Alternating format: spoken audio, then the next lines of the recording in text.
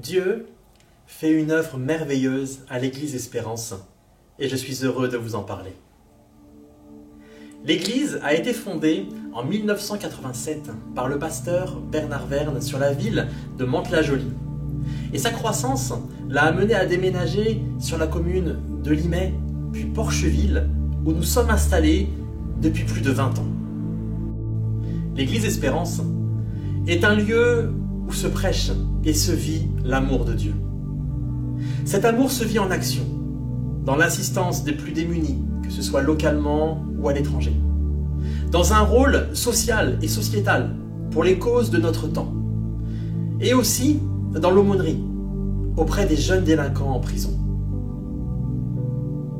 Cet amour se vit aussi dans l'accueil de toutes celles et tous ceux qui franchissent nos portes chaque semaine. Des personnes rencontrent Jésus-Christ et voient leur vie transformée. Nous rendons gloire à Dieu pour cela et nous nous en réjouissons. L'Église grandit, nos locaux sont devenus aujourd'hui trop petits. Et Dieu a permis que nous puissions trouver un nouveau local pour lequel nous avons fait une offre d'achat en vue de l'acquérir. Ce local répond exactement à nos besoins. Il est idéalement situé à proximité de notre local actuel. C'est tout un ensemble immobilier de 2500 m² qui offrira une grande salle de culte de plus de 300 places et aussi des salles pour la jeunesse, pour les enfants, les différentes activités de l'église, des bureaux, des salles de réunion.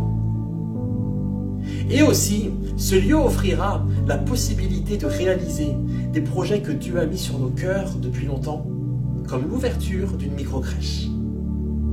Dieu est aux commandes de son projet et il a placé sur notre cœur une vision appelée « Bâtissons l'espérance ».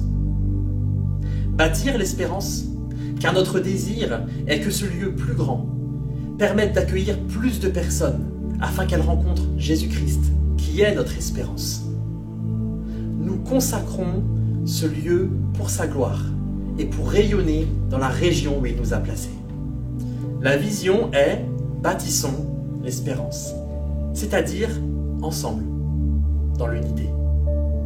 Car ce projet est un défi qui ne peut se réaliser que par la mobilisation du corps de Christ.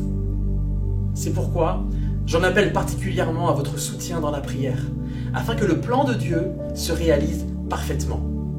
Et je vous remercie pour cela. Nous croyons que quand Dieu donne la vision, il prévoit la provision pour son projet. Et c'est pourquoi, si Dieu vous le met à cœur, nous vous serions reconnaissants de toute participation financière que vous pourrez apporter pour la réalisation de ce projet, pour sa gloire et pour son royaume.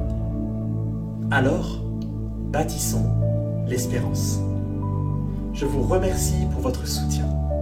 Que Dieu vous bénisse.